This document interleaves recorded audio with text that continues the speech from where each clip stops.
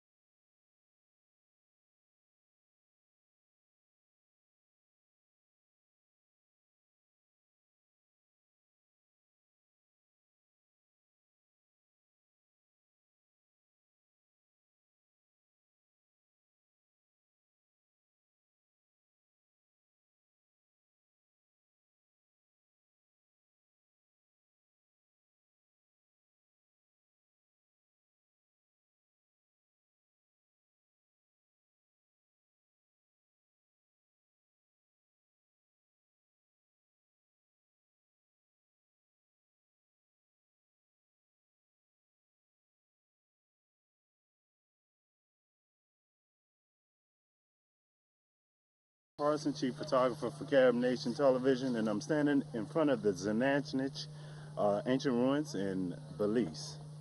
You're watching Carib Nation.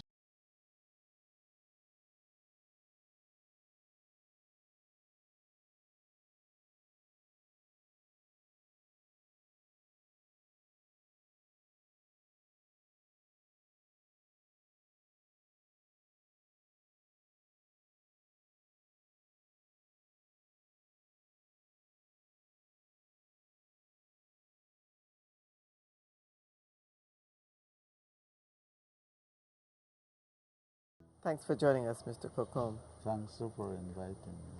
I'd like to talk with you today about the Mayan ruins. We saw some today, and they are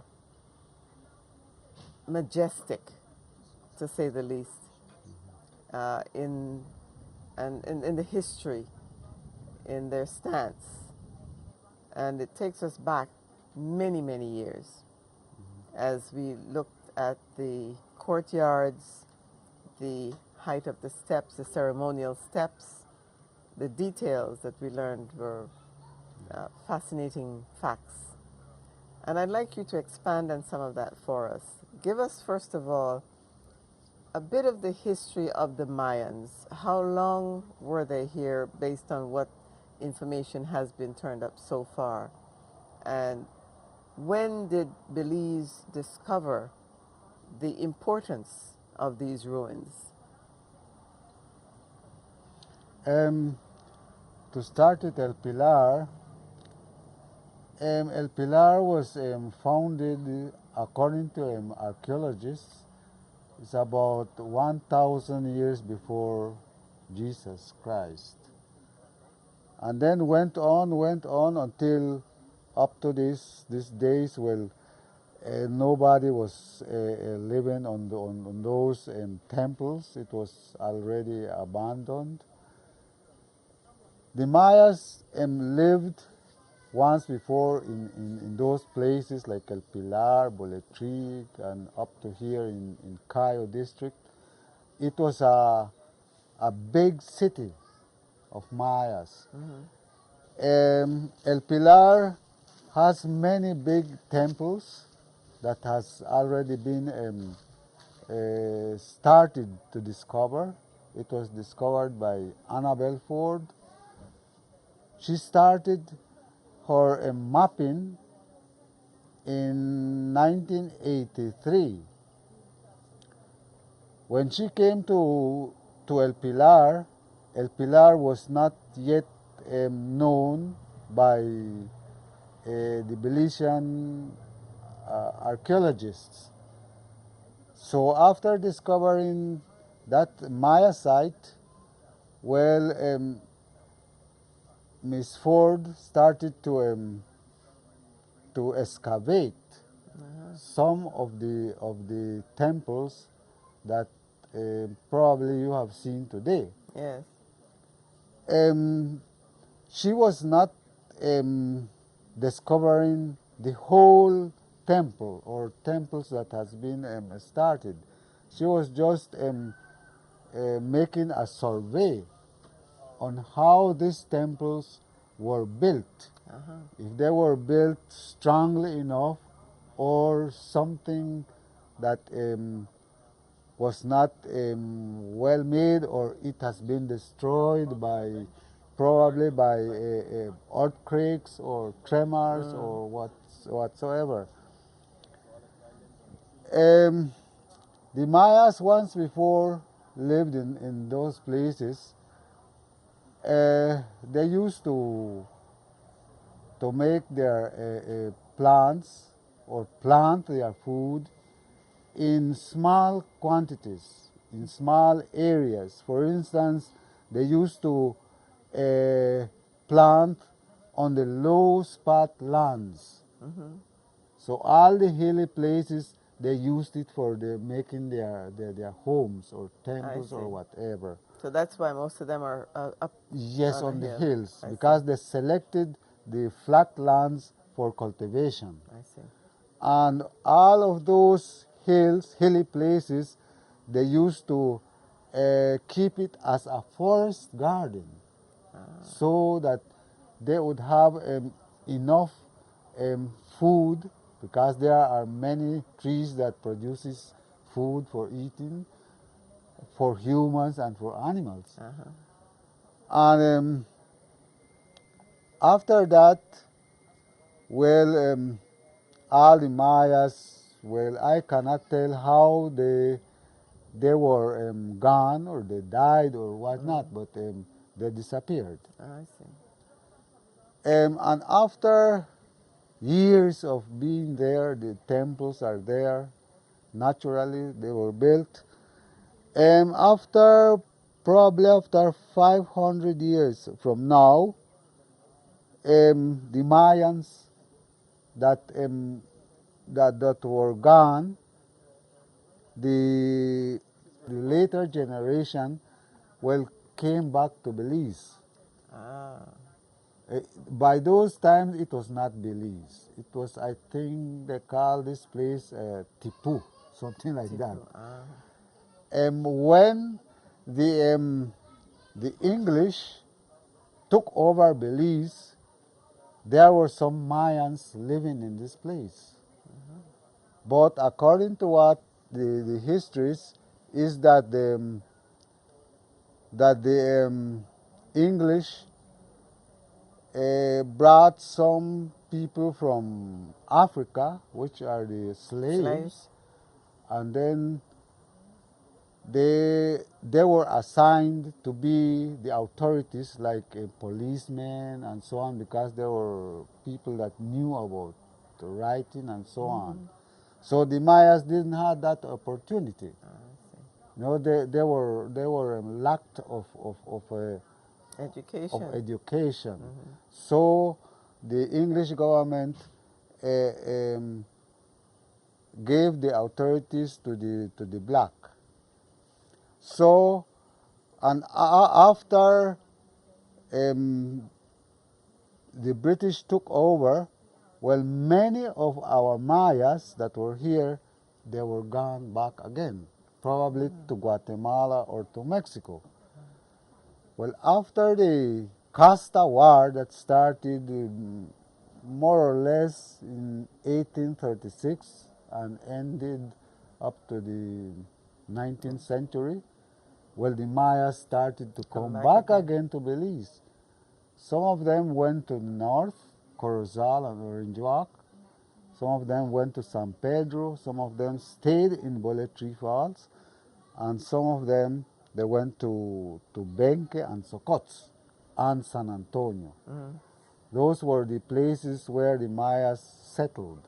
In the excavation of the temples, of the Maya temples in El Pilar, we have got to learn that these temples were very strong, and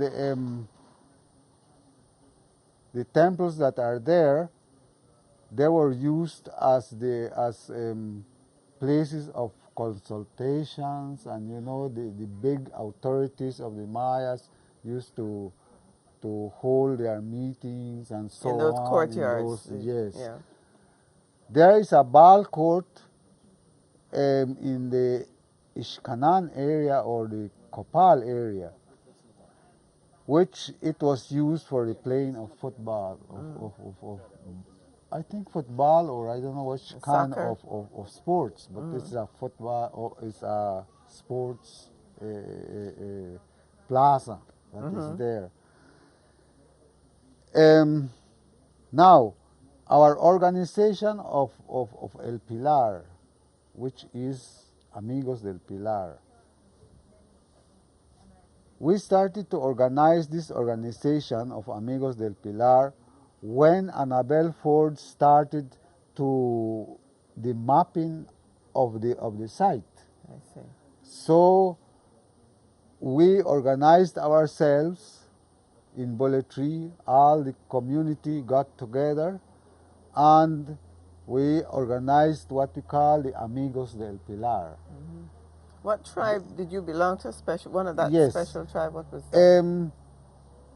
I am from the Mayan tribe. I see. My fathers were Mexican. And I then started to work with Annabelle Ford. And then we organized Amigos del Pilar. The organization was organized to promote, in order to promote the El Pilar archaeological site, and also to support the El Pilar Reserve, and also to support continuation of our plan that we had to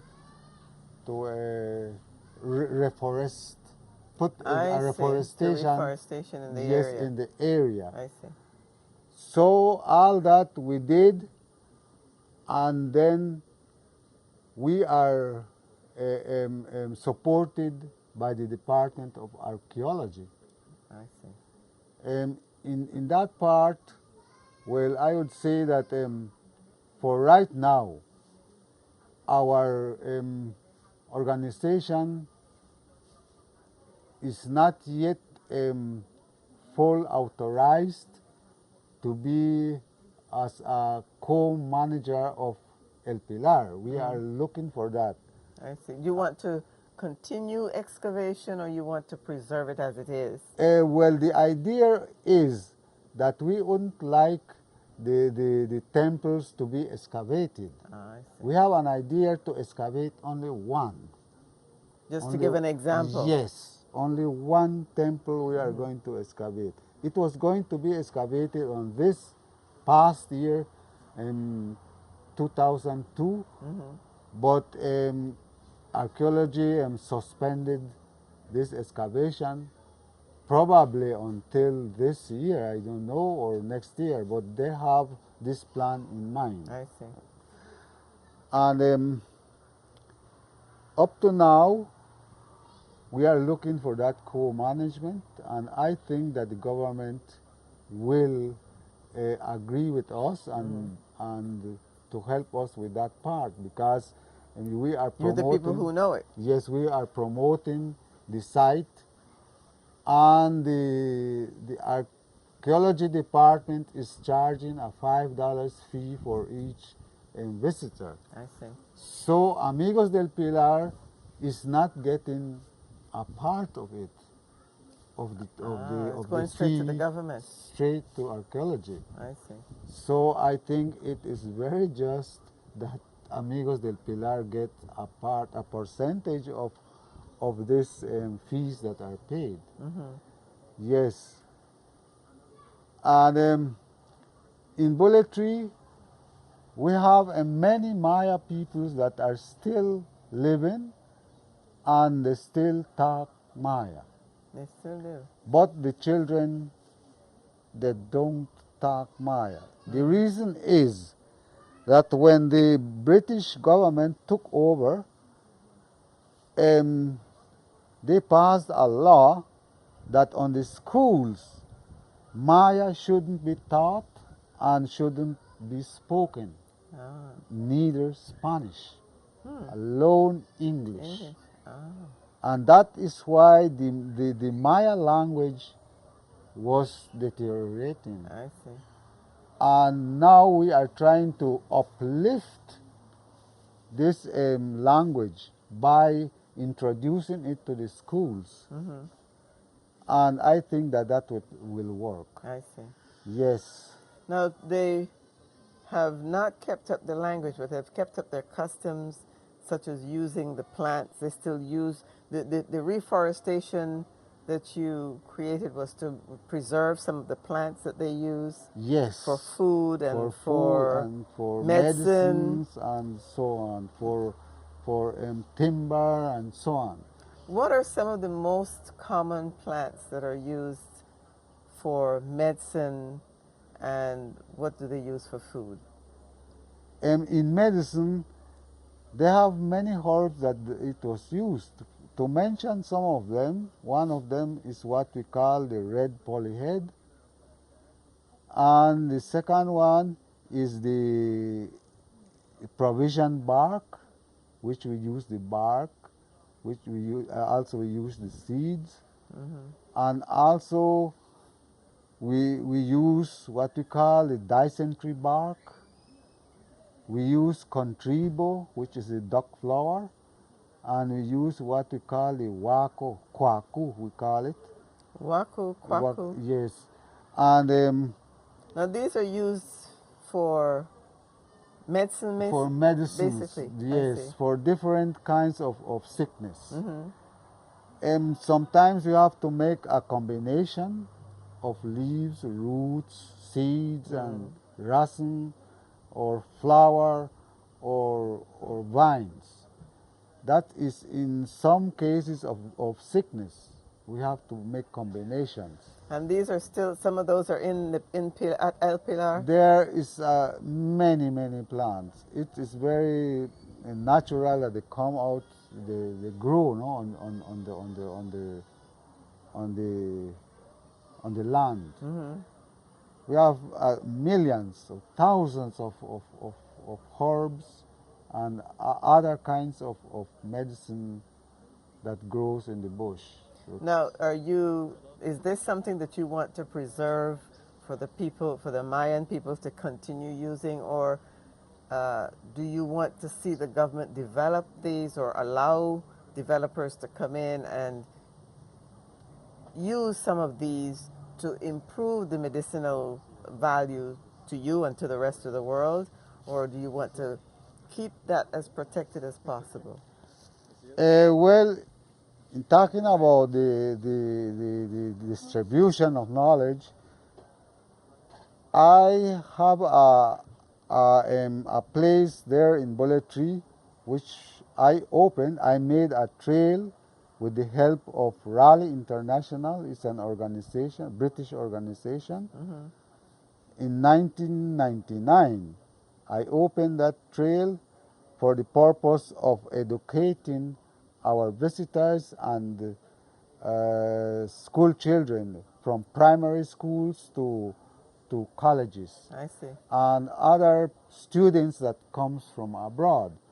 It has been 4 years on this 31st of March that my trail was inaugurated, and from that time I have had many visitors trying to learn about this medicinal, natural medicine from the bush.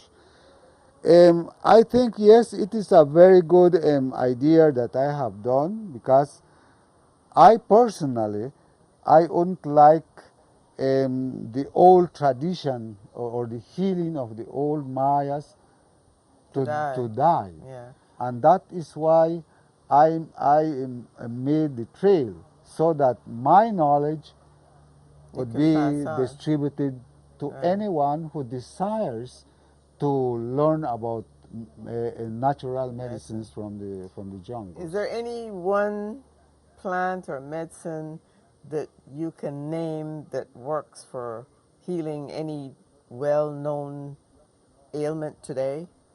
Yes. For instance, like infections in your kidney, that is something that is very important. Yes, there is a very, very good guaranteed medicine that we could make get from the bush. Which plant is that? The seed of the provision bark I see. is one. The bark of gombolimbo is two. And the leaves of physic nut is three. Physic nut is three. And we use another small herb that we call in Spanish golondrina. Those are the four combinations that we do. See, for the kidney. For instance, and we add also if the doctor tells you that you have kidneys, stones in your kidneys, well, we have to add what we call the baby tears. Is a small plant, and we also add the silk of the corn. We have these 6 combinations. Wow. And that is a very good medicine, and it's very guaranteed. Right. Yes. And if it is just only sore in your kidney, well, you don't have to add the other two, the silk and the corn silk and the baby tears. I see. Those two you would leave it out. So Well, you use the only 4. That's for only the sore in your kidney. in your the back, kidney. yeah. Yes, but if you have stone, you have to add the 2 other ones. What would be another ailment that you have herbs or plants readily available today that you still use that you could pass on knowledge about? For instance, like heartbeat. Regulate your heartbeat? Yes. We have a medicine that we call, it's a vine that we call a duck flower. The duck flower, just take the vine and you mash it good and you soak it in water.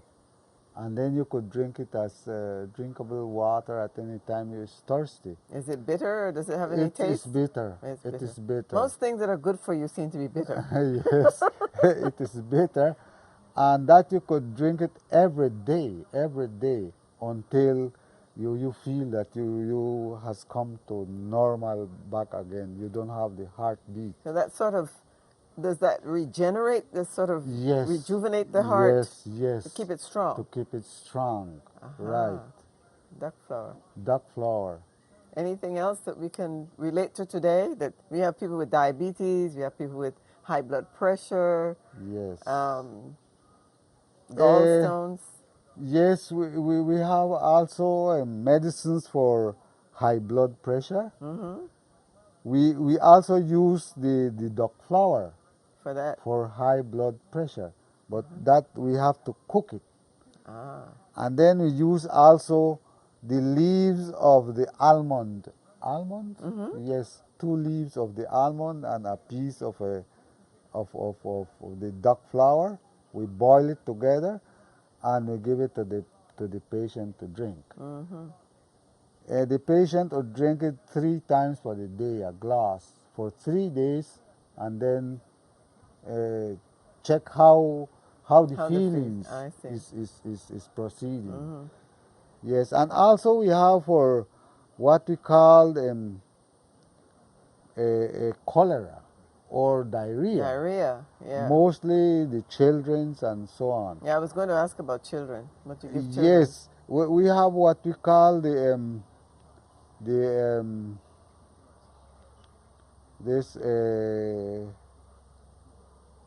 dysentery bark. It's a wood that grows very straight, and you could find it on the jungles. You take the bark and then you boil it. You mash the bark and you boil it and you give it to the patient. Or you can find what we call the bay cedar. There's yes. a lot of bay cedar Yeah, anywhere. we saw that today. Yeah. You take a piece of the bark. The bark has to be 2 inches by 3 inches. The bark, and you mash it good and you boil it. And then you give it to the person that has diarrhea or dysentery. Yeah.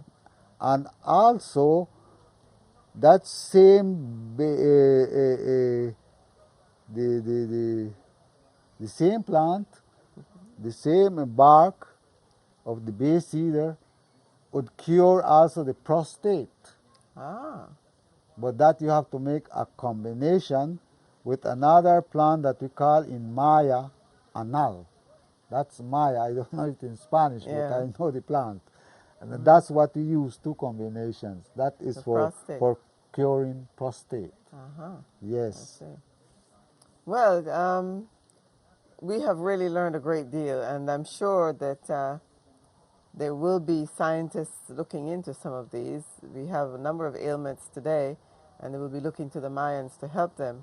The important thing you have to do, of course, is protect Yes. your rights as Yes. much as possible, so that you help the rest of the world without losing everything yourself. Right, right. And I'm sure you'll be working really seriously at El Pilar and with the rest of the group to continue that. Thanks for joining us, Mr. Cocom. Thanks for inviting me.